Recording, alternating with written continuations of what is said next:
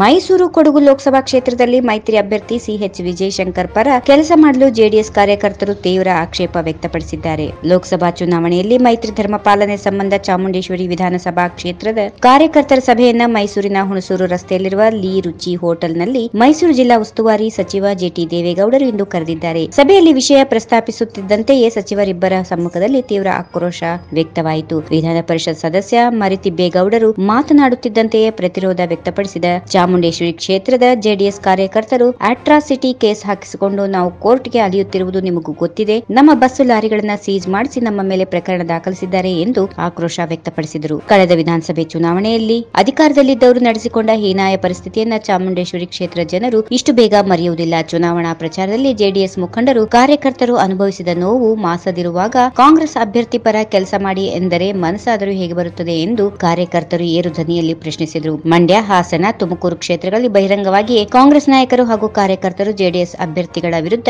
ಚುನಾವಣಾ ಪ್ರಚಾರ ನಡೆಸುತ್ತಿದ್ದಾರೆ. ಪಕ್ಷದ ಬಾವುಟ ಹಿಡಿದೇ ಕೆಲಸ ಮಾಡುತ್ತಿರುವಾಗ ಇಲ್ಲಿ ಮಾತ್ರ ನಾವು ಮೈತ್ರಿ ಧರ್ಮ ಪಾಲಿಸಬೇಕಾ ಎಂದು ಸಚಿವರು ಜೆಡಿಎಸ್ ಮುಖಂಡರನ್ನ ತೀವ್ರ ತರಾಟೆಗೆ ತೆಗೆದುಕೊಂಡ ಜೆಡಿಎಸ್ ಮುಖಂಡರು ಕಾರ್ಯಕರ್ತರು ಮೇಲಿನ ಹಂತದಲ್ಲಿ ಮಾಡಿಕೊಂಡಿರುವ ಮೈತ್ರಿ ಧರ್ಮ ಪಾಲನೆ ಮಾಡಲು ನಮ್ಮ ಮನಸ್ಸುಗಳು ಒಪ್ಪುತ್ತಿಲ್ಲ ಎಂದು ಖಂಡತುಂಡವಾಗಿ ನುಡಿದರು. ಇದರಿಂದ ಸಭೆಯಲ್ಲಿ ಗದ್ದಲ, ನೂಕಾಟ, ತಳ್ಳಾಟ, ಮಾತಿನ ಚಕಮಕಿ ನಡೆಯಿತು. ವಾಗ್ವಿವಾದಕ್ಕೂ ಇಳಿದಾಗ ಸಚಿವ ಜೆಟಿ ದೇವೇಗೌಡರು ಸಮಾಧಾನ ಪಡಿಸಲು ಯತ್ನಿಸಿದರಾದರೂ ಪರಿಸ್ಥಿತಿ ತಳಬದಿಗೆ ಬಾರದ ಕಾರಣ ಸ್ಥಳದಲ್ಲಿ ಕೆಲವು ಸಮಯ ಉದ್ವಿಗ್ನ ವಾತಾವರಣ ಉಂಟಾಯಿತು. ಈ ನಡುವೆ ಕೆಲವರು ಮೋದಿಗೆ ಜೈಕಾರ ಎಂಬ ಘೋಷಣೆಯನ್ನ ಕೂಗಲಾರಂಭಿಸಿದಾಗ ಕಾರ್ಯಕರ್ತರ ನಡುವೆ ಮಾತಿನ ಚಕಮಕಿ ನಡೆಯಿತು. ಅವರನ್ನ ಸಮಾಧಾನ ಪಡಿಸುವ ಪ್ರಯತ್ನದಲ್ಲಿ ಮತ್ತೊಮ್ಮೆ ನೂಕಾಟ, ತಳ್ಳಾಟ ನಡೆದು ಇಡೀ ಸಭಾಂಗಣ ಗದ್ದಲಮಯವಾಯಿತು. ಪರಿಸ್ಥಿತಿ ಗಂಭೀರ ಸ್ವರೂಪ ತಾಳುತ್ತಿದ್ದಂತೆಯೇ ಜೆಟಿ ದೇವೇಗೌಡರು ವೇದಿಕೆಯಿಂದ ಇಳಿದು ಬಂದು ಕಾರ್ಯಕರ್ತರನ್ನ ಸಮಾಧಾನ ಪಡಿಸಿ ಕುರಿಸಲು ಸಾಹಸ ಪಟ್ಟರು. ಕಡೆಗೂ ಹೇಗೋ ಶಾಂತಿ ಪರಿಸ್ಥಿತಿ ನೆಲೆಸಿದಾಗ ಸಚಿವರು ನಿಮ್ಮ ಕಿಚ್ಚು, ಆಕ್ರೋಶ, ದುಗುಡ, ಅಸಮಾಧಾನ ಏನು ಅಂತ ನನಗೆ ಗೊತ್ತಿದೆ. ನನಗೂ ಆ ನೋವಿದೆ. ಆದರೆ ರಾಜ್ಯದಲ್ಲಿ